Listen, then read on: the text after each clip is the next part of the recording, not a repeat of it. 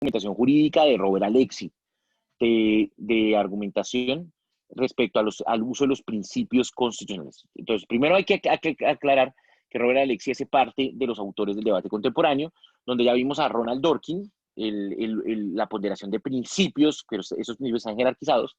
En ese grupo también está Manuel Atienza y está Lorenzo Cotino, ¿sí? Y viene Alexi. Alexi tiene una argumentación mucho más concreta, que la usan más nuestros jueces, la usa más nuestra Corte Constitucional, menos filosófica que la de Ronald Dworkin, que la construyó a través de metáforas, como la metáfora de novela en cadena y la metáfora del juez Hércules.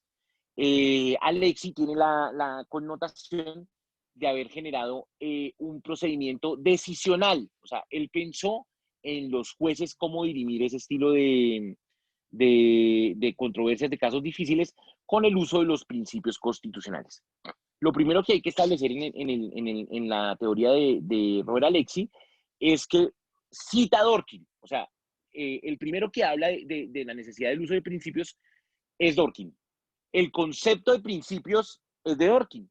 Dworkin dice, los principios son mandatos de optimización. Alexi va a recoger esa cita y va a decir, efectivamente, los principios constitucionales son mandatos de optimización y define las leyes o las normas como mandatos definitivos. Eso lo vimos cuando vimos el debate contemporáneo. Mandatos definitivos es que cuando se decide usar una norma o no se decide, es de manera directa. No da a lugar a otro tipo de interpretación. No gradúas esa interpretación. No hay gradualidad en el uso de la norma. Si la norma dice no matar, entonces es que yo puedo matar hasta cierto grado. No, es no matar. Si la norma dice el contrato laboral no puede, a término fijo, no puede ser superior a 3 años, es que no puede ser superior a 3 años. Es decir, no puede ser 3 años y medio, no puede ser 3 años y 2 meses. Todo lo que sea después de 3 años se tomará como inválido. Si estoy siendo claro, es un mandato definitivo, ¿sí? Es un mandato de inserción directa. Los principios no. Los principios utilizan un criterio de gradualidad y esa gradualidad depende, según Alexi, de los componentes fácticos, de las situaciones fácticas que se presenten en el caso a caso. Y en ese escenario de presentación del caso a caso, Alexi va a decir que los principios no tienen peso. Esas son las características. Los principios en la interpretación de Robert Alexi no tienen peso. No tienen peso. Eso si quieren anótenlo, bueno, queda grabado. Los principios en Alexi son vagos, tienen vaguedad, es decir, no están definidos. A diferencia de Dworkin, que estaba obsesionado en definir los principios y usaba la definición de este man, de John Rawls. Y el principio de igualdad, entonces llegaba y colocaba, todos somos iguales. El principio de la diferencia, los que no sean iguales deben darles condiciones para reducir la desigualdad. En Alexi no, los principios existen y tienen distintas acepciones, y eso está en el texto de teoría de argumentación jurídica de Alexi, donde dice que los principios, por ejemplo, usted dice que la dignidad humana y cada persona aquí tendría un concepto más o menos parecido, dice él, más o menos parecido, más o menos que generaría como una especie de acuerdo, pero no podríamos definirlo con esa claridad, ¿sí? Eso ocurre con los principios. Entonces uno puede llegar y decir, yo diría, no, la dignidad humana, no, hay varios. La dignidad humana es vivir bien. Otro diría, estos son conceptos de la Corte, ¿no? La dignidad humana es vivir sin humillaciones, ¿sí? El otro concepto es tener la posibilidad de ejercer, se llama la posibilidad de ejercicio de todos los derechos fundamentales. Puedo yo estar ejerciendo aquí en ese momento solamente del catálogo 21 derechos 4, pero tengo la posibilidad material y real si yo quiero, salir y viajar, ¿sí? Ejemplo, o ir a estudiar, y ese tema sería la posibilidad real del ejercicio de los derechos, entonces por tanto sería digno, ¿sí? Entonces ese concepto de dignidad humana, si se dan cuenta, vivir sin humillaciones es un concepto, vivir bien, o no ser, o tener materialidad en el acceso a todos los derechos o disposición de todos los derechos, pues eso me daría un concepto de dignidad. Son conceptos muy parecidos, pero que no son lo mismo. Y esos conceptos muy parecidos, dice Alexi, es porque el derecho en los principios son indeterminados.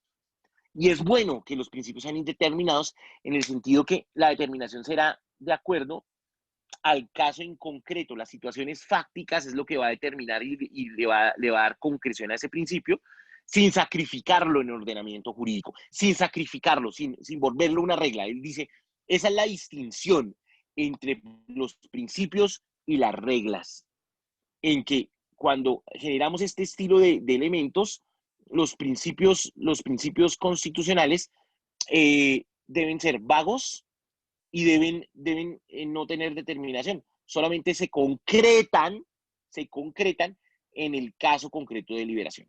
Ese es el primer escenario. Después de haber definido principios, hay que definir el concepto de argumentación de Alexis, ¿sí? Entonces,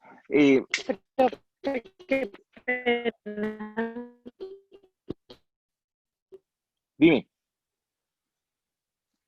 ¿Hacer una pregunta? Aló, dime. Sí. Profe, Es que se fue la señal. de acuerdo a los principios que usted menciona, okay, de Robert Alexi, ¿cómo ve Robert Alexi, hablando de principios, la pena de muerte? ¿Qué pasa con la pena de muerte? Pues, ¿cómo le interpreta, por ejemplo, Robert Alexis? Porque, digamos, como nosotros analizamos y vimos Dworkin, hablábamos de principios y Dworkin habla de esos principios importantes. Dworkin Entonces, sí dijo en como un Robert libro, Alexis, por ejemplo, en este caso de la pena de muerte, ¿cómo la Dworkin sí dijo claramente que él era pro vida, ¿no? Dworkin. Entonces, ser pro vida era no aborto, no pena de muerte. Dworkin, ¿sí? Dworkin, o sea, así como al principio uno decía, uy, pero Dworkin es todo pro vida, o sea, va en contra del derecho al aborto. Sí, pero el man, ¿por qué es así?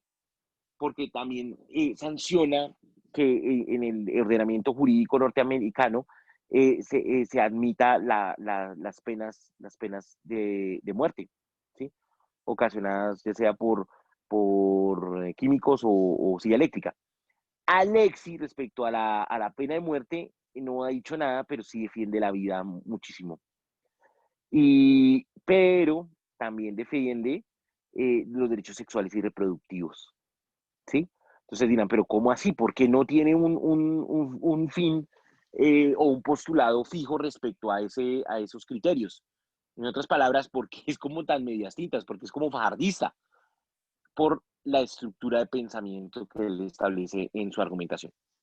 Él no puede colocar, sí, esa es una pregunta, él no puede colocar o no ha colocado unos supuestos fijos, porque el colocar supuestos fijos se pierde la materialidad de los principios que él está estableciendo. Él dice, mis principios son vagos, difusos e indeterminados. ¿Sí? ¿Quién le va a dar el peso y quién le va a dar la determinación? El juez. ¿Y cómo se da ese peso? A través de la ponderación, mirando argumentos. ¿Sí estoy siendo claro? Entonces, el tema respecto a la pena de muerte, no vas a encontrar a Dworkin apoyándola o atacándola. Más bien le daría un test de ponderación. ¿Sí estoy siendo claro?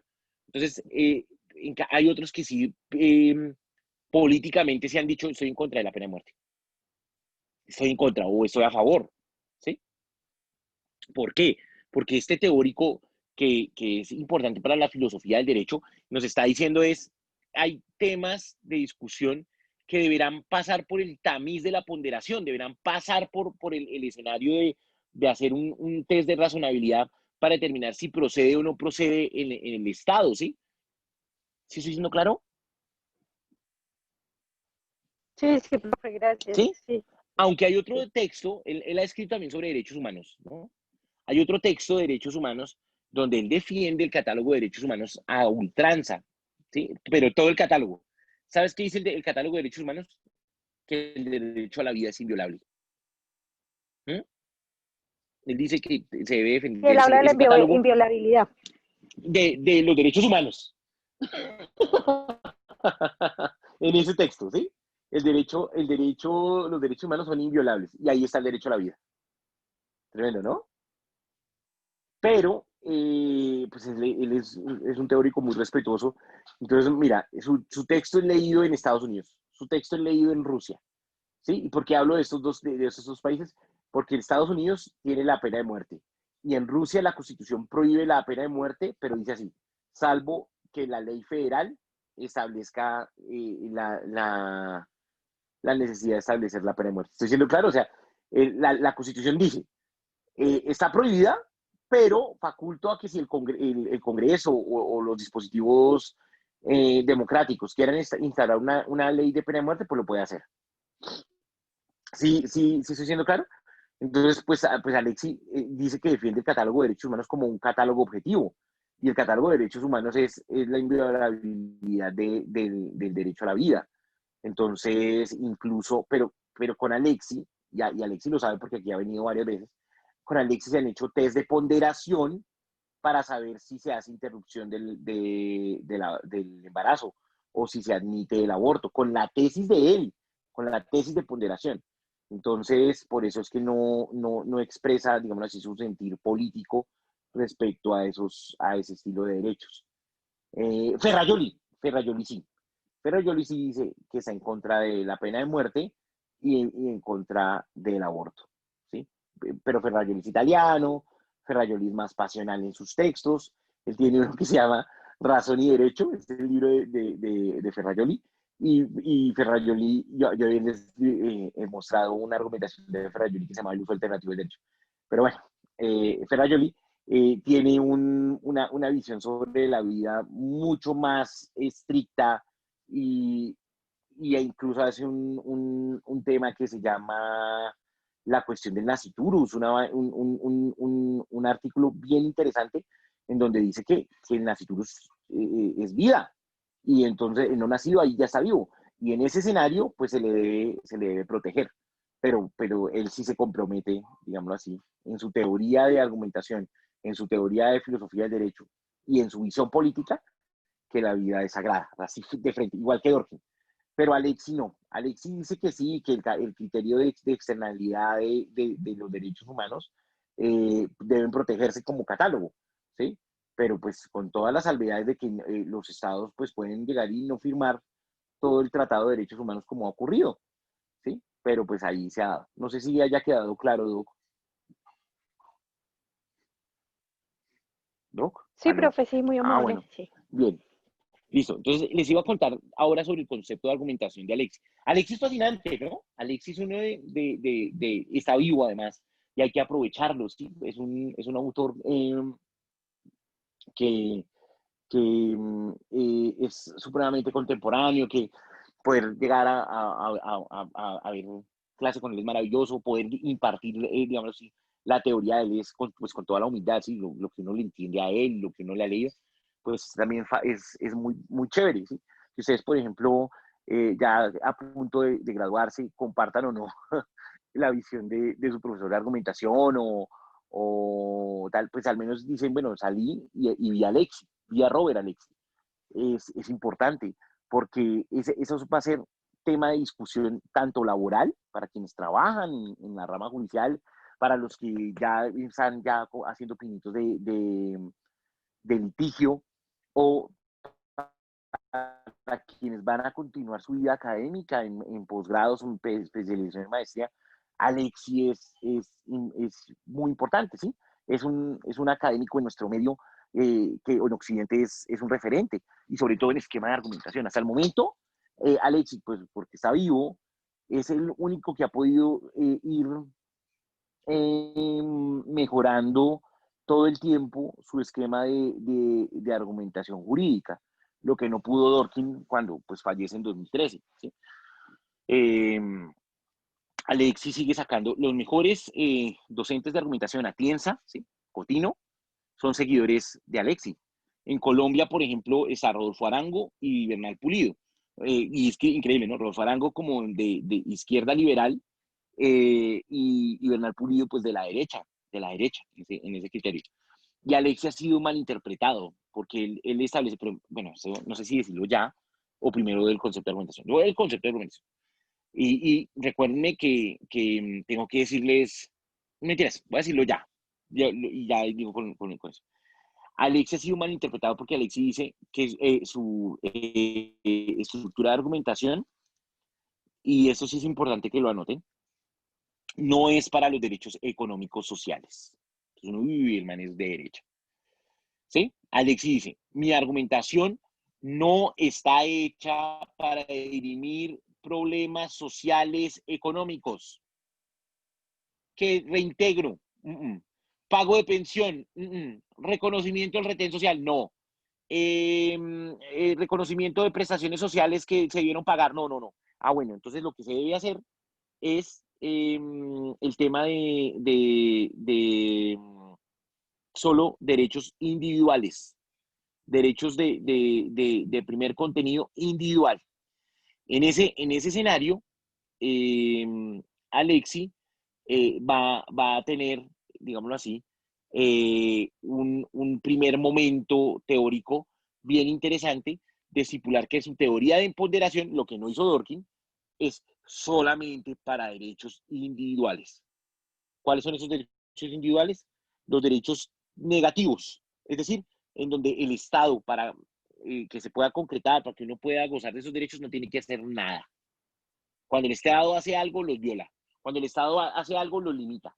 Entonces, el concepto de, de los derechos que están a cargo del Estado y solamente lo que tienen que hacer es permitirlos, es el criterio de Alexi para revisar la ponderación. Entonces, la ponderación que Alexi creó es para revisar hasta dónde el Estado no ha desbordado sus competencias en la limitación de derechos. ¿Sí estoy siendo claro ahí?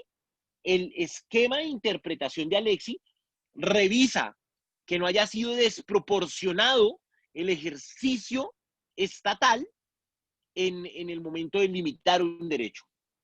Esa es la gran diferencia. O sea, este método es mucho más preciso porque va a revisar si el Estado se pasó de su competencia, si abusó del poder, ¿sí?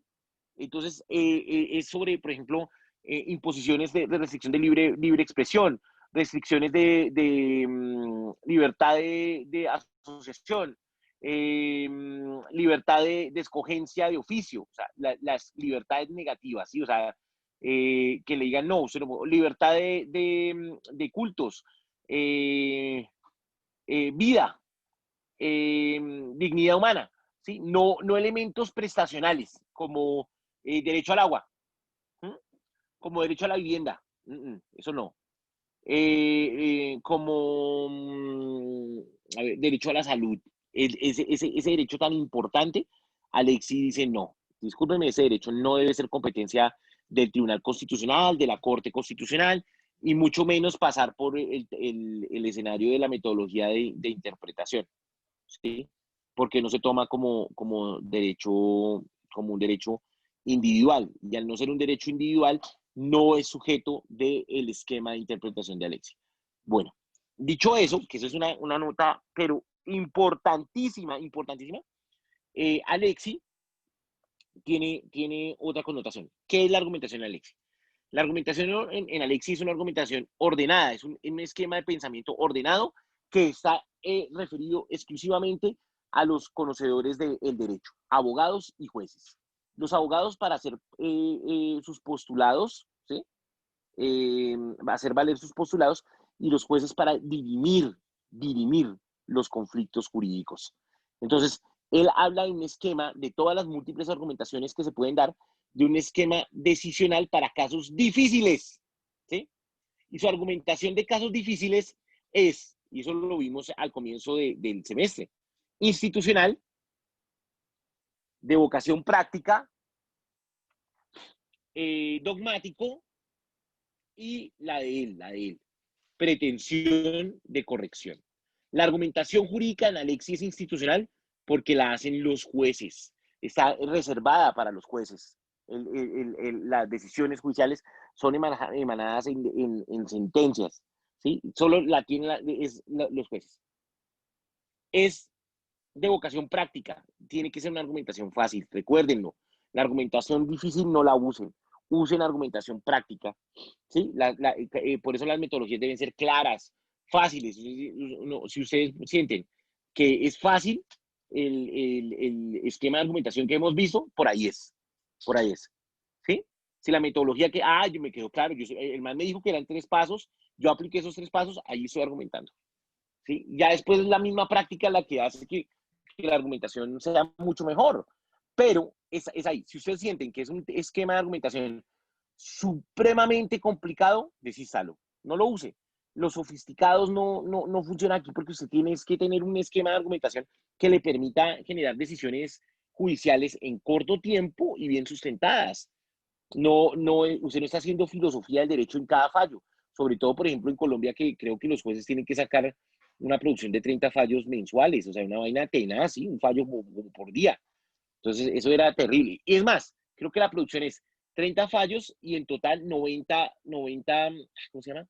90 actos judiciales, o sea, entre autos y decisiones, debe ir ahí. Entonces, es una vaina tenaz, ¿sí? En cifras es exageradísimo. Bueno, el caso es que en ese escenario,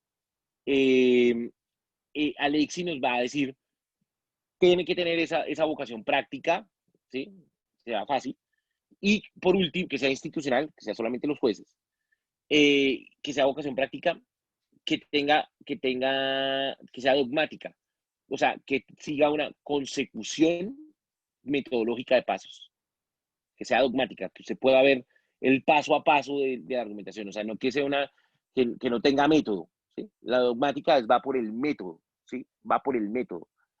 Y finalmente, concepto propio de Alexi, que no se le puede acuñar ni a Jennings ni a Savini, es la argumentación jurídica, ¿sí? Tiene una pretensión de corrección. La decisión que vaya a tomar los jueces tiene que pretender corregir los hierros en el ordenamiento jurídico. ¿Qué hierros hay en el ordenamiento jurídico? Vacíos jurídicos. Si hay un vacío jurídico, lo llenó.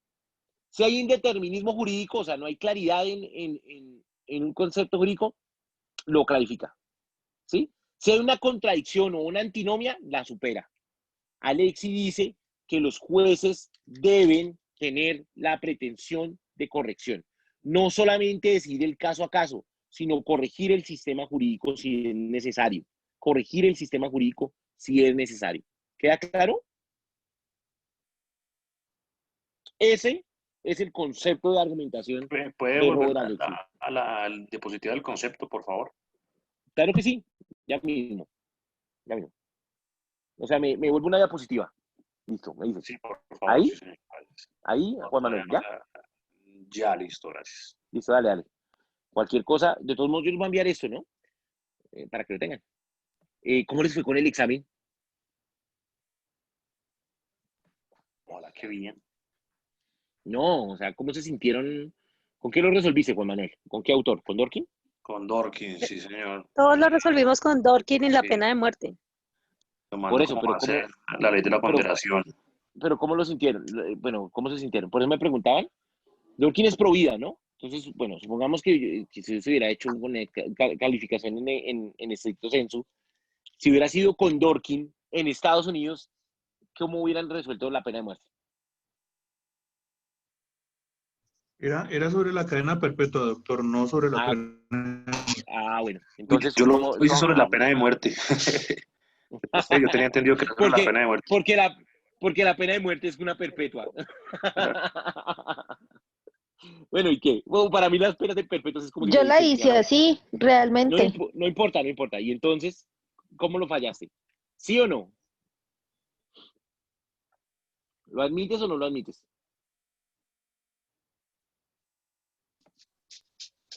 Yo particularmente no, o sea, pues hay que acatarlo porque ya está fallado, pero considero que no era necesario porque ya hay penas lo suficientemente fuertes. Lo que pasa es que deben aplicárseles.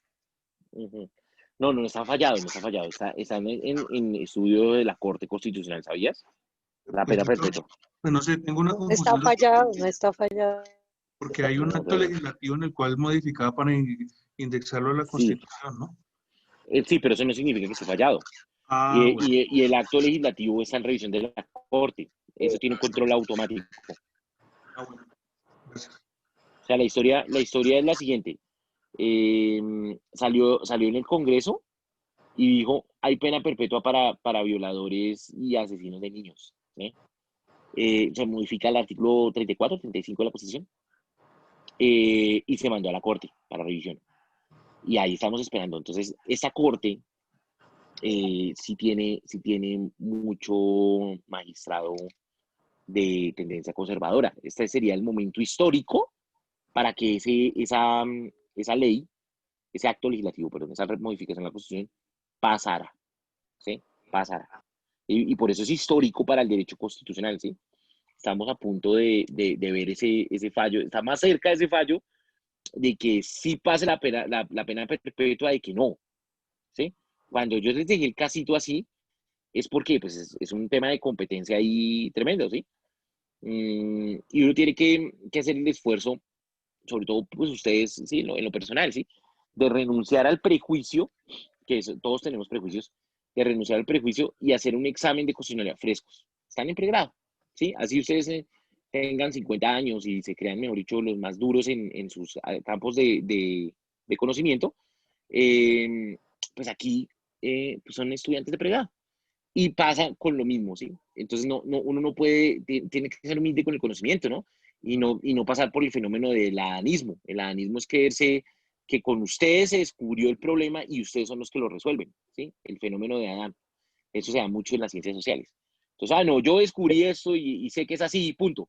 Y esta es mi solución. Entonces, no, eso no funciona. Somos parte, digamos, de una cadenita y vamos construyendo. Entonces, con toda humildad, y además que es un ejercicio simulacro, pero que se les da una confianza al estudiante de Derecho, que confíe en sí mismo y que en un momento dado su decisión, imagínense eso, este caso que hicieron, lo vean reflejado en unas cuantas semanas, ¿sí? Yo creo que para diciembre ya tenemos la decisión de la Corte, y le hayan pegado, eso se deben sentir súper orgullosos, ¿sí? Imagínense que uno de ustedes tenga ahí el resuelve el fallo de cómo fallaría la Corte, ¿sí? Eso es lo más, de las cosas que más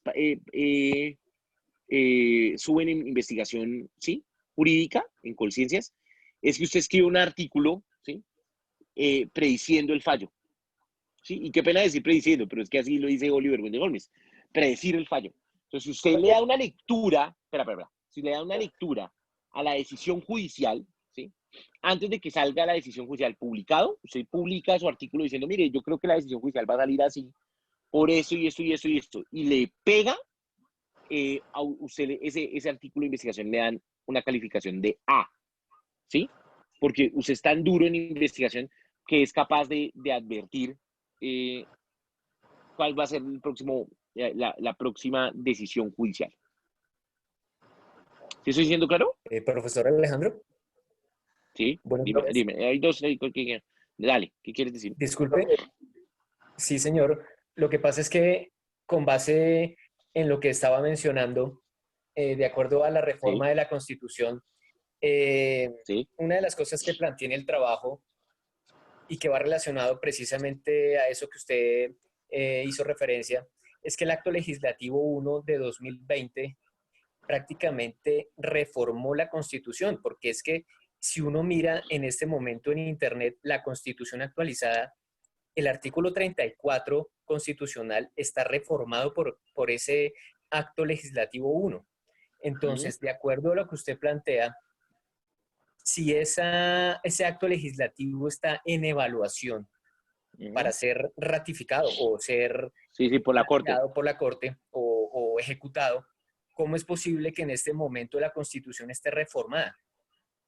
Porque se envió de una. En el control automático salió, se sancionó el acto legislativo, entró de una vez al ordenamiento jurídico, porque ese era digamos así, la promesa de campaña del presidente Duque y acompañado por el Congreso, que iba a endurecer las penas hacia los violadores, cumpliéndole a Gilma, a la familia de Gilma Jiménez, que siempre fue una defensora de los niños, y se generó. Eso es democracia, ¿sí?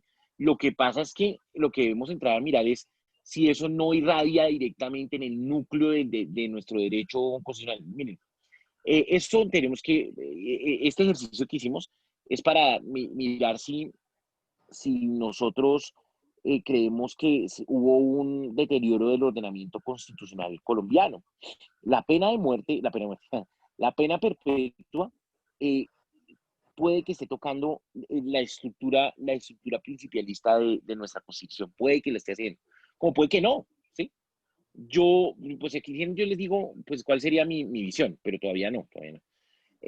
Miren, hay un gran sector que dice que el constituyente primario es el único que puede determinar eso, no el constituyente derivado. ¿Quiénes son constituyentes derivados? El Congreso y el pueblo que hace reformas a la Constitución. La única manera de incluir, por ejemplo, una figura como la pena de muerte es hacer una nueva Constitución. O sea, ya el pueblo no estaría actuando como un reformador de la Constitución, sino como creador de una nueva. Esa es una primera visión. Otra visión mucho más democrática es decir, no, un momento, el pueblo siempre será constituyente, siempre. Y como constituyente puede cambiarlo cuando las veces quiera, no tiene ni límites para hacerlo. La constitución es una expresión del pueblo, ¿sí? Entonces lo puede hacer. El Congreso es un constituyente derivado, entonces como constituyente derivado lo podría hacer. Entonces, en esa lectura que dice, pues claro, el pueblo lo votó, ellos están representando a ellos, lo puede hacer, tienen un mandato claro. Ah, bueno, listo, entonces modifíquelo. Y en esas dos visiones nos hemos movido. Surgió un concepto que se llama la sustitución constitucional y es el juicio de sustitución que dice que hay elementos, la primera tesis, la que dice que hay cosas que el pueblo no puede tocar, que solo lo puede hacer el pueblo en contenido de ser constituyente primario, que no le permitiría hacerlo. Esa es la visión que sustenta el juicio de sustitución. Pero la Corte Constitucional dice que esas modificaciones que se dan tienen que revisar que no sustituya la voluntad del constituyente primario, como si ese acto primario del 91 fuera superior a los actos derivados que también devengan del mismo pueblo. Es que es el mismo pueblo, ¿sí? Entonces, en ese escenario, establecería que si se cambia, hay un cambio de un principio por otro, y ese principio reduce o acaba el otro, por ejemplo, eso, la de acabar las penas, o sea, el concepto de dignidad humana y acabarlo al introducir penas perpetuas, ya generaría un juicio de sustitución. Y ese juicio de sustitución conlleva, ¿sí? Conlleva a declarar una reforma constitucional posiblemente inconstitucional. Incluso hay unas reglas de la Corte que decía que ellos en los actos legislativos no se metían. ¿Sí? En los actos legislativos solo se empezaron a meter, la línea jurisprudencial era por problemas de nulidad en el trámite. Pero, ¿qué están revisando? Van a empezar con eso, ¿no? Lo poco que se es. Van a advertir si hay nulidad en el trámite porque el último debate se hizo en virtualidad en, en plena pandemia, ¿sí? Entonces se están revisando si eso se puede hacer, ¿no? Es probable, con estas cortes medias tintas que tenemos, que de pronto saquen el fallo teniendo eso, que digan, no, la nulidad de las sesiones. Recuerden además que hay un antecedente que les tumbó las sesiones virtuales, ¿lo recuerdan? Pero la corte dijo que tumbar las sesiones virtuales no era tumbar las normativas. ¿Lo recuerdan que eso pasó? Eso pasó este año. No era tumbar las leyes sancionadas, pero que cada ley sancionada se iba a revisar caso a caso. Esa es una jugada que hizo la Corte para no generar inestabilidad y van a revisar la constitucionalidad de los trámites legislativos que se dieron en ese momento. Entonces ahí es donde entramos nosotros a revisar ese estilo de criterios. Vean, eso es muy interesante, pero me permiten un segundito y ya. Déjenme atender esto. Solo un segundito.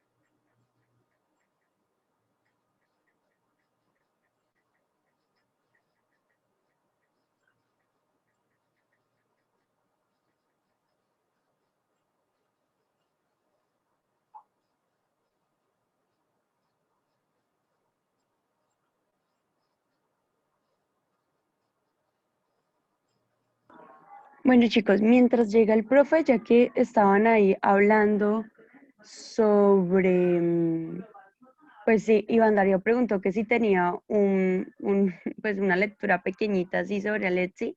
Digamos que lo que tengo es, creo que tendría que mirar la carpeta de maestría de la Universidad de Sabana de Constitucional, que Bernal Pulido es el que habla, digamos, el tema ahí en esa maestría.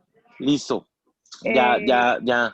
Señor. Ya estaba teniendo una llamada del Ministerio de Cultura. Ok, profe. No, le estaba comentando a ellos que voy a revisar en la carpeta de maestría a ver si hay algún texto pequeñito, como decía Iván Darío, que les pasamos de Dorkin, a ver si hay alguno de Alexi, pero referente al Pulido.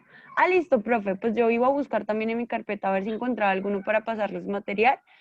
Bueno, pues, ¿y estabas hablando del profe Pulido? Sí, pues Bernal, tú sabes que él es el que da la clase de argumentación allá en la Sabana. Entonces, pues, él es el pupilo, ¿no? De Alexi, el discípulo.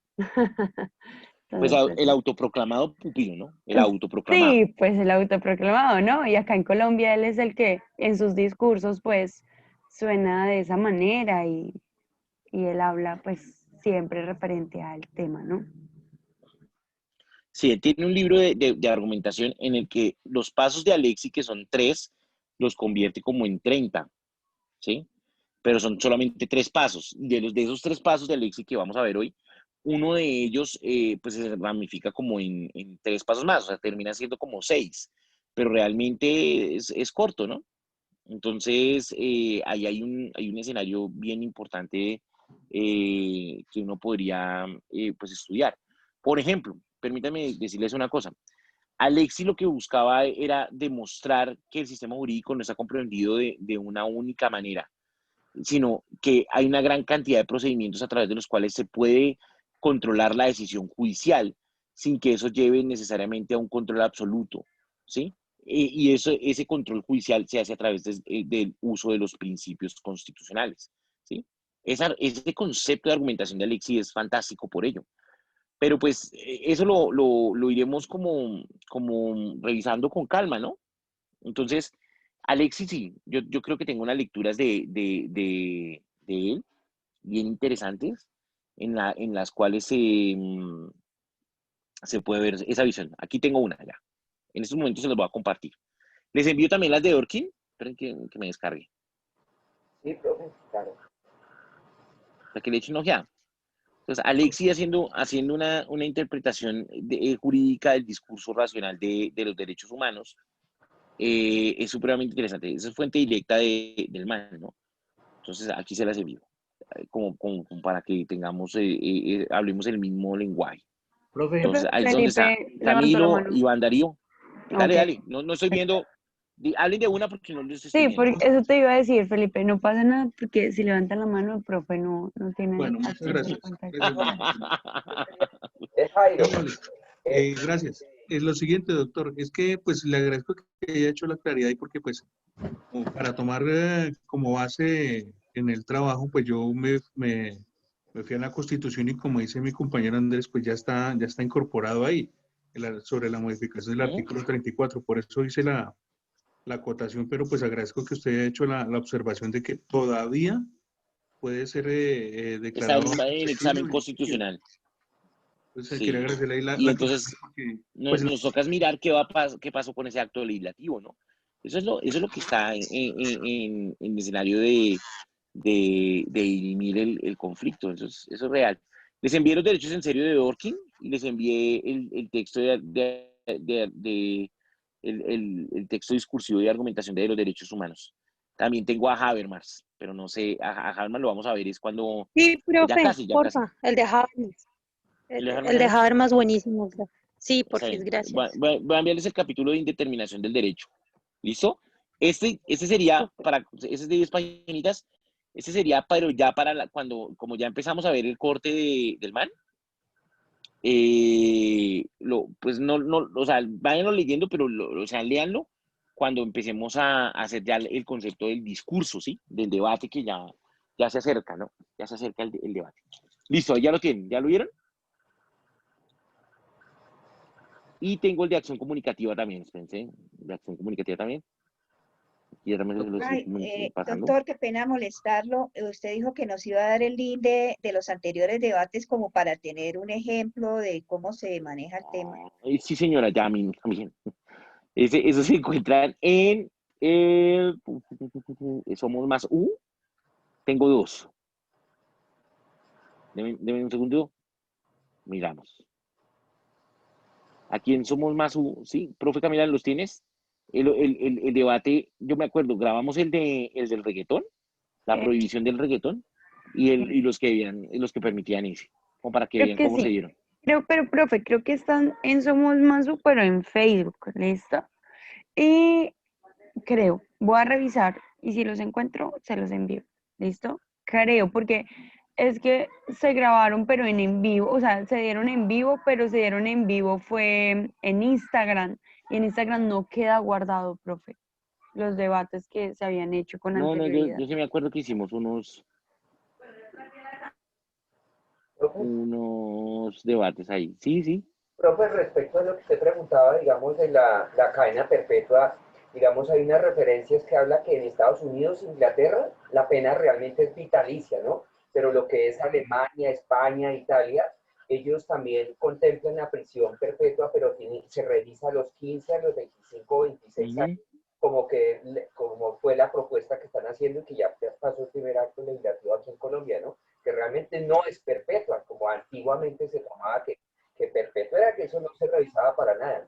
Entonces, esa parte también depende, digamos, de cada país como lo tome, ¿no? Lo que es Estados Unidos, Inglaterra, ellos no revisan ni nada, es prisión perpetua, se fue así. Ya Alemania, España, Italia, Colombia, que es la que está la propuesta, es para revisarla a los 25, 26 años.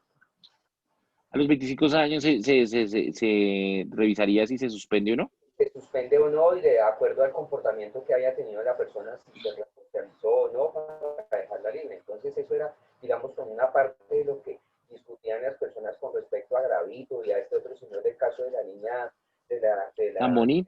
de la chica, exactamente, de que había posibilidad de que este señor pues lo ha condenado a 40 o a 50 años y iba a salir perfectamente a los 25 años porque revisaban el caso y de acuerdo a lo que dijeran los psicólogos y que se había resocializado, ¿no? Salía perfectamente. Entonces también es como, digamos, en ciertas, ahí en internet encontré, digamos, que hay 3 personas de la Universidad Manuela Beltrán y unos excongresistas que ponen el caso y lo analizan muy bien y me parece que es bueno de pronto compartirlo donde hablan de que es más una jugada, una carta política realmente que está haciendo y hablan también mucho sobre porque el constituyente primario sería el que tendría que entrar a modificar esa parte y no por parte de los, digamos, del Congreso. Es muy importante mirarlo en esa parte. Es supremamente interesante eso que estamos viviendo aquí en Colombia, ¿no? O sea, jurídicamente, para la teoría, sí. O sea, porque esto, pues, este debate que se dé, independientemente de lo que vaya a pasar, ¿no? Lo que estamos viviendo es un escenario de demandas sociales. Es que no es para menos que se haya establecido la pena perpetua, ¿sí? Se critica que eso es populismo punitivo y todo el escenario, pero es que había un clamor de la sociedad, ¿sí? Ya, las violaciones van a seguir, porque ya lo que se ha mostrado es que el violador está tostado, está frito, ¿sí? Y esos manes, pues cuando lo hagan, no les importa nada el ordenamiento jurídico, ¿sí? Entonces lo harán, ¿sí? Incluso enfrentándose a una pena perpetua. El problema es que marca nosotros como sociedad tener ese estilo de tarifas legales. O sea, ¿qué queremos mostrarnos? Que somos supremamente rudos, no complacientes con ese estilo de actividades, pues solamente con tenerlo punibilizado es suficiente. La prisión perpetua también genera otro tipo de escenarios, ¿sí? Que ya es como si extendiéramos el límite de qué entendemos por dignidad humana, ¿sí? Ese estilo de regla fines en la sociedad es tremendo, ¿sí? Sobre todo porque, pero eso es normal, ¿sí? Hay unos criterios del noumeno, una categoría, de la categoría del imperativo categórico de Kant, que establece que nosotros debemos pelar, hacer lo correcto, así los demás hagan lo incorrecto, ¿sí? Que al incorrecto no se le debe sancionar con cosas incorrectas, porque nosotros siempre estamos caminando por el camino de la rectitud, de lo correcto. Entonces, la pregunta ¿es correcto sancionarlo con penas tan elevadas que pueden irradiar en la dignidad humana? Esto que yo estoy haciendo ya no es argumentación jurídica, ¿sí? Ojo, esto que yo estoy diciendo ya no es argumentación jurídica, es más un escenario de filosofía, ¿sí? Que es, digamos así, con el cual uno puede hacer planteamientos filosóficos sobre si es correcto o no, si nos hemos vuelto relativistas.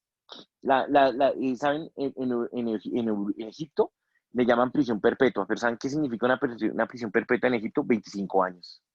¿Sí? Mejor dicho, ya ellos creen que es una vaina muy larga. Eso nos dijo Ricardo que vaya, ¿no? Entonces es supremamente interesante ese estilo de lecturas. La perpetuidad es algo que no tiene fin. Entonces, imagínense someter a un ser humano a una sanción que no tiene fin. ¿Sí? Eso rompe con el concepto de castigo y resocialización. ¿Sí? Solamente estamos generando retribución.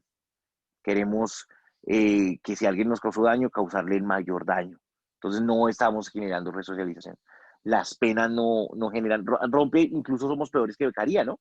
Bueno, becaría no es que sea malo, sino becaría tiene una visión de que a través de la tortura la persona podía pagar, purgar sus penas, purgarle a la sociedad, y el man de todos modos expiar sus penas, o sea, ya recuperarse. Pero con una prisión perpetua no tiene sentido porque ya la persona es excluida del ordenamiento social y ya no volvería, digo yo, ¿sí? Yo digo eso. Hay que pensar otro tipo de situaciones, ¿sí? Se perdería Miren, esa evolución, ¿no, doctor? Y realmente estamos retrocediendo en vez de buscar y controlar y mirar cómo se mira para que la impunidad no quede y se hacen otro tipo de cosas en vez de devolvernos, ¿no? hay muchos elementos que son complejos ahí, ¿no? El tema de los ofensores sexuales y de menores, que es el delito más odiado, en el que hay un consenso, digámoslo así, en la sociedad, o sea, algo que impacta a la sociedad, es los delitos sexuales y homicidio a menores, eso es terrible. En eso creo que hay un consenso en la sociedad, nadie quiere algo así, eso es injustificable, ¿sí? Pero lo que ya empieza, en donde se divide la sociedad de nuevo, es en el tema de la sanción. Entonces, no, es que sí, miren lo que ha pasado, las falsas argumentaciones, lo que se llaman falaces, que quien defiende, digamos así, la no prisión perpetua, entonces, no, es que, ¿por qué? Es como si está simpatizando, ¿por qué esa debilidad de permitir que los ofensores sexuales no vengan con penas más duras? No es por eso, sino es por un escenario de dignidad. Eso también pasó en Argentina. En Argentina decían, ¿cómo es posible que estén haciendo leyes del derecho al aborto y también estén negando las normas de prisión perpetua para violadores? La Argentina es como nosotros, ¿sí? Argentina está pasando por lo mismo. Entonces se hundió el proyecto, hace 2 años se hundió el proyecto de ley del aborto y se hundió el proyecto de ley de colocar prisión perpetua para violadores y asesinos de niños. En Colombia no, en Colombia sí pasó. Entonces ese acto legislativo pues está ahí en una revisión. Pues yo me atrevo a decirles, debía uno como alcanzar a escribir el artículo, ¿no? Que yo creo que la Corte sí lo va a tumbar, ¿sí? Aunque hay una ala conservadora fuerte, grande de la Corte, de todos modos la Corte, siguiendo la línea jurisprudencial que hay, va a decir con juicio de sustitución que se pasó y que no debería haber prisión perpetua. Que siguientes que se habían caído diciendo que iba en contra de la voluntad del constituyente primario. Ejemplo, pena de muerte. Ejemplo, cambio de modelo constitucional. Ejemplo, limitar el matrimonio igualitario, adopción gay. Todo eso podría modificarse mediante acto legislativo. O sea, que un Congreso llegara y dijera, no, consideramos que los gays no tienen derecho a adoptar y vamos a modificar el artículo 42 de la Constitución. Y lo hacen, ¿sí? Porque ese precedente judicial de decir, el pueblo sí puede, a través de sus representantes, modificar la Constitución, incluso en sus principios constitucionales más arraigados, sí se podría hacer, ¿sí? Sí se podría hacer. Entonces, el tema de haber analizado ustedes en casa, en sus trabajos, a manera interna, el tema de la prisión perpetua, utilizando a Dworkin, pues es supremamente interesante, ¿sí? No importa, para generar tranquilidad, no importa si dijeron al final, no, yo sí considero que la prisión perpetua está bien, no importa. Sino lo importante es que hayan logrado adoptar y manejar la metodología de Dworkin. Lo que se califica es que lo hayan hecho a la luz de la metodología de Ronald Dworkin, ¿vale? Eso es lo importante.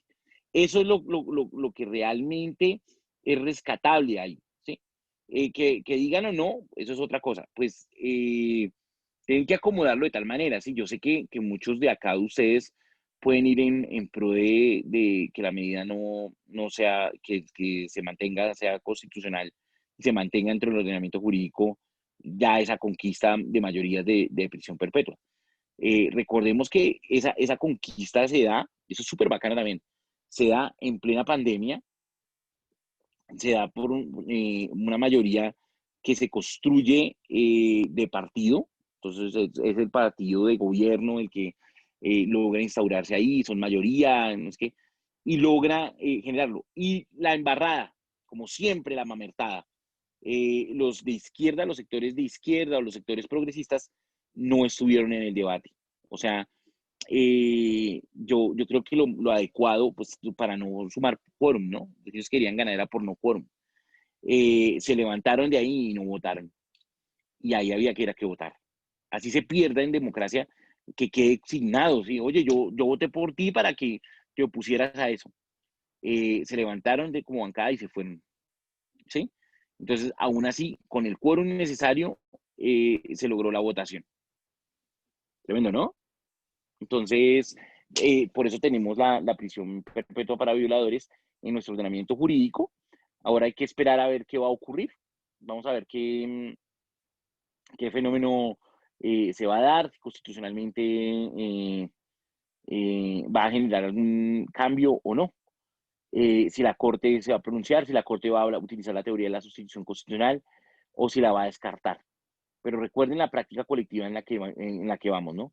Se ha hecho varios juicios de sustitución. Se hizo el juicio de sustitución con el acto legislativo que permitía la segunda reelección del presidente Uribe. Es decir, que podía concursar a reelección. Se hizo el juicio de sustitución con el tema de la reforma que permitía al procurador también reelegirse. Y en esos juicios de sustitución, la Corte dijo, no, estos actos legislativos no van y los declaró inconstitucionales. Vamos a ver qué ocurre acá, ¿vale? A ver en eso. Yo, como Alejandro Abello, creo, y puede que me equivoque, ¿sí?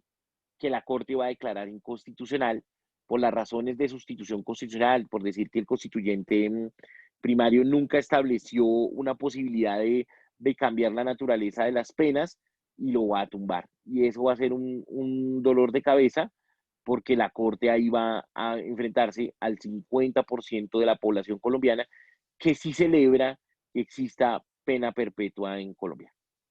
¿Preguntas hasta ahí sobre ese tema?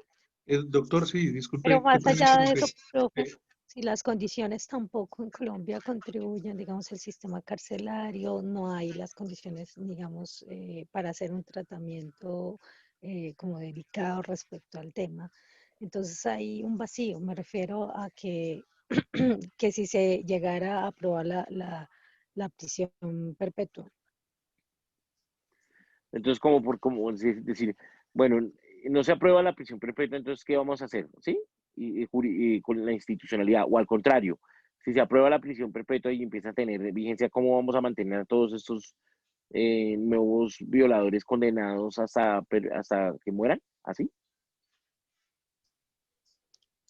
¿Sí? ¿Es lo que se está preguntando? No, profe, no, me refiero, yo no estoy de acuerdo con la prisión perpetua, o sea, pero también las condiciones carcelarias, digamos, en caso de que se aprobara, no están, digamos, condicionadas. Hoy tenemos problemas de hacinamiento, no hay forma de atención. Digamos que la estructura como tal del sistema carcelario no está adecuado ni siquiera para atender ese tipo de necesidades.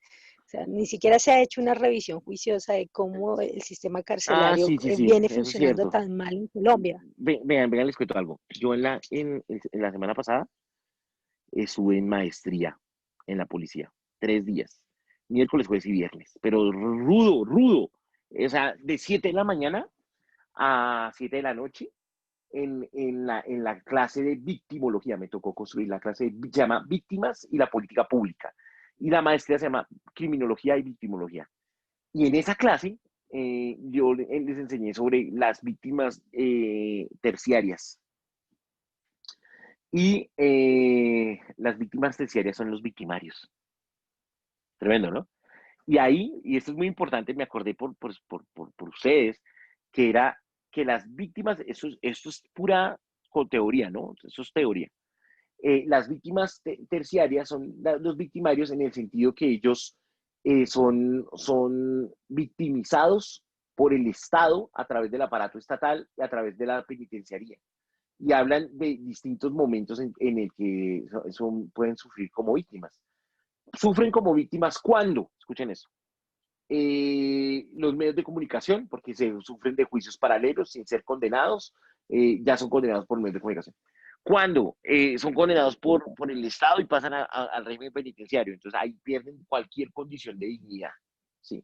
El sistema legal, por tratar de generar una sanción ejemplarizante, entonces le puede meter una sanción que sea más de justicia distributiva, perdón, de justicia retributiva, que realmente un escenario de justicia buscando también la resocialización. Se renuncia a la resocialización. Y finalmente, que es lo más increíble, las tarifas legales que nosotros, o sea, nosotros somos gente de bien, todos nosotros, ¿sí? Ustedes que yo los conocí, todo, eh, pues no, o sea, se nota que uno no es un rufián, ¿sí? No va a hacerle trampa a la norma penal, ¿sí? Que uno no camina por ahí. Nosotros nos asustamos. Ush, una norma perpetua, una ley penal, ¿sí? Uno que no va a cometer el delito se asusta, entiende las consecuencias jurídicas de que le hablen de una pena perpetua, o sea, usted jamás vuelve a salir de ahí, ¿sí? La gente de bien, la gente correcta, las personas que son respetuosas de las reglas fines, sienten la preocupación de la pena, sienten el miedo a la cárcel, a perder la libertad. Los delincuentes no, el delincuente crónico no, ¿sí? No le importa, ¿sí? No le importa que le digan, oye, te enfrentas a una pena perpetua, no le importa, ¿sí? Somos nosotros, o sea, esa tarifa legal que surgió, que ya es constitucional por ahora, esa tarifa constitucional irradia en la percepción social que la mayoría de gente de bien, que se endurecieron las penas, pero se las endurecieron fue a nosotros, que le tenemos, que somos respetuosos de la ley, que cumplimos, la mayoría de gente cumple los mandatos, ¿sí? El que está tostado, el que está frito, no. Y ese, pues seguirá. Y eso solamente nos lo va a decir el devenir del tiempo, que se siga manteniendo casos de violencia sexual contra menores, casos de homicidios contra menores, que se mantengan las mismas cifras o que bajen. Si bajan, efectivamente, endurecer las penas era lo que necesitábamos para que no se cometiera, ¿sí? Para que el violador se contenga, para que el que tiene esos deseos se contenga. O al contrario, se sigue manteniendo porque usualmente se da en ese seno de personas enfermas que violentan a los menores, ¿sí? Abusan de ellos. Entonces, pues vamos a ver. ¿Sí? Todo ese estilo de escenarios hay que tenerlos presentes para mirar si la política criminal que se está estableciendo es la correspondiente. ¿Sí? Aunque ya, por ejemplo, ustedes saben lo que es 40, 48 años, que es sexo con menor de 14 años, o acceso carnal violento. O sea, son tarifas altísimas, altísimas, ¿sí? Pero pues uno entiende que pues, colocar la pena perpetua también es un símbolo político de cero tolerancia frente a eso, ¿sí? Pero pues también miren lo que puede generar, ¿sí? La manera en cómo se hace esa inserción es como desconociendo los principios constitucionales. Y al desconocer los principios constitucionales, yo pienso es en la práctica colectiva, como vimos con Dorkin, que establece que la práctica colectiva, si se desconoce, desconoce todos los precedentes judiciales y cómo se ha establecido.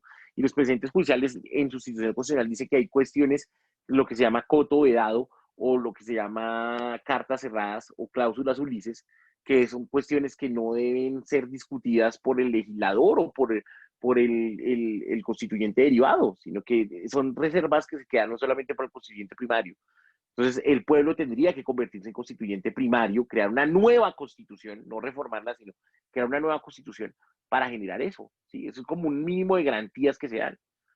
Pues estamos en un momento en el que cumplimos 100 años del último totalitarismo, del fascismo, desde 1919 a 2019, y todavía tenemos escenarios de nacionalismo, de cohesión, de justificación de la violencia, de escenarios de una proliferación de restricción de derechos y argumentamos que es necesario restringir los derechos. Entonces estamos volviendo a ese estilo de vocaciones que debemos entrar a mirarlo nosotros, ¿sí? Nosotros somos el medidor o somos el sensor de la temperatura de la sociedad, ¿sí?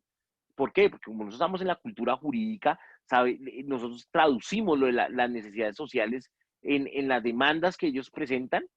Cuando digo demandas, esas son las pretensiones que ellos presentan, y que lo vemos en el plano de lo jurídico, en los procesos penales, en los procesos civiles, en el derecho contencioso administrativo. Estamos enfrentándonos a ese estilo de connotaciones. Entonces ahí es donde tenemos que entrar a revisarlo. ¿Sí?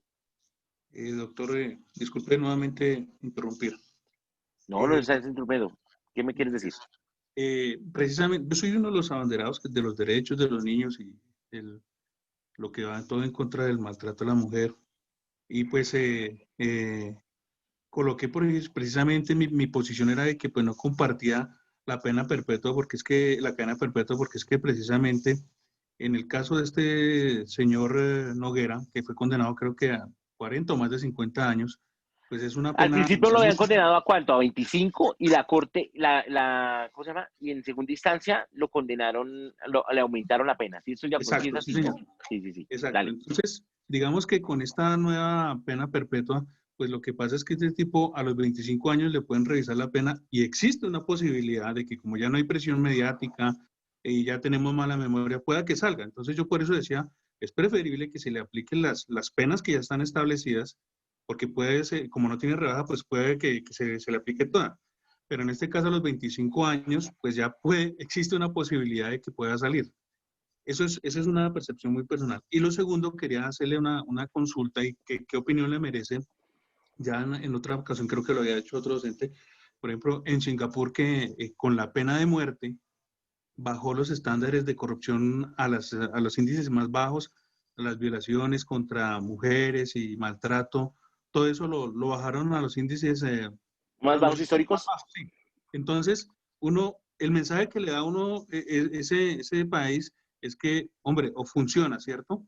También va en contra de los derechos humanos. Quería mirar qué percepción le merece esa pregunta que le Bueno, hace. no, eso es normal. ¿Sí? Cuando tú colocas, es como estrenar algo, ¿no? Sí. Entonces, cuando tú estrenas una medida, la medida va a dar resultado inmediatamente. ¿Sí? O sea, imaginémonos que cogemos a alguien, recuerden cuál fue el primer caso, ¿no? Se sanciona y el primer caso es el de los militares acusados de violar a una china menor de 14 años, en casos tan confusos en el Cauca. Primero dijeron que habían sido 10, luego dijeron que habían sido 7, y dijeron, bueno, ¿vamos a estrenar la medida con ellos o no? ¿Sí?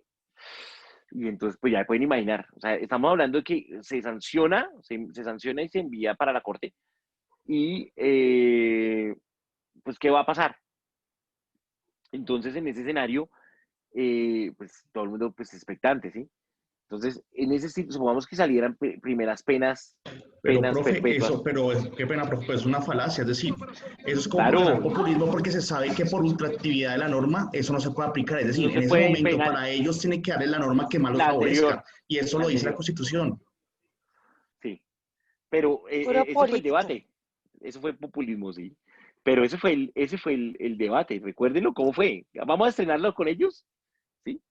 El escenario es que ustedes van a encontrar en ese estilo de medidas penales o en ese estilo de medidas que ustedes sí ven una reducción y sí ven todo el miedo y tales, pero la política pública de delito, usted la tiene que analizar es a 10 años, a 10 años. Entonces, ¿por qué? Porque usted realmente sabe si la sociedad cambió o no cambió, o si esas estadísticas fueron solamente momentáneas. Al principio eso es como, no sé, cuando se dio el contrabando, ¿sí? Entonces, prohibieron, elevaron a delito el contrabando, en una contravención antes, ¿no? Hace años. Entonces, elevan a delito el contrabando, y es que los comerciantes y todo llegan diciendo, ya tenemos que parar esto. Y efectivamente fue increíble porque se dejó de traer cosas de contrabando, se dejó de meter por las fronteras y eso disminuyó muchísimo. Los controles eran terribles, o sea, se estrenó todos los dispositivos penales, se castigaba hasta que la gente dejó, se mamó, dejó de hacerlo por un tiempo. Pero si ustedes se dan cuenta, otra vez volvimos a una época en que está penalizado, en que tienen todos los instrumentos jurídicos, la autoridad de policía y todo, y aún así el contrabando se ve terriblemente, y sobre todo para estas fechas, ¿sí? Entonces, ¿la medida del contrabando funcionó? Sí, a los 10 años se puede analizar eso. Lo mismo con esa tarifa penal. Tendríamos que mirar, primero que pase su juicio de constitucionalidad, pero supongamos que pase, pues tendríamos que contar 10 años para saber si eso funcionó. Por eso dicen, la evaluación de justicia transicional se va a hablar a los 10 años, porque por lo que va, si fuera ahorita, sería todo un fracaso. ¿Sabían que la justicia transicional de la JEP no ha sacado ni una sola resolución de conclusiones? Estábamos esperando la primera resolución de conclusiones, es decir, individualización de los delitos y de los actores, ¿sí? Para que pueda pasar a las siguientes salas. No ha salido la primera. Estaba prevista para julio de 2020 la primera resolución de conclusiones. No ha salido ni la primera, ¿sí? Entonces es tremendo, ¿sí? Ya eso le da pie a quienes no son simpatizantes de la JEP que demuestran que hay una fractura en ese estilo de escenarios.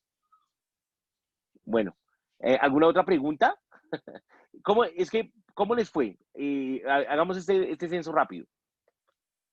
Esperen un momentico. Es que yo no los estoy viendo, ¿sí? Esperen, denme un segundo.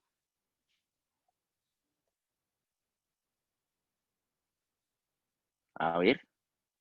Vamos acá. Iván Quiroga. ¿Iván levantó la mano? O sea, ¿ya habló Iván? No. Sí, señor.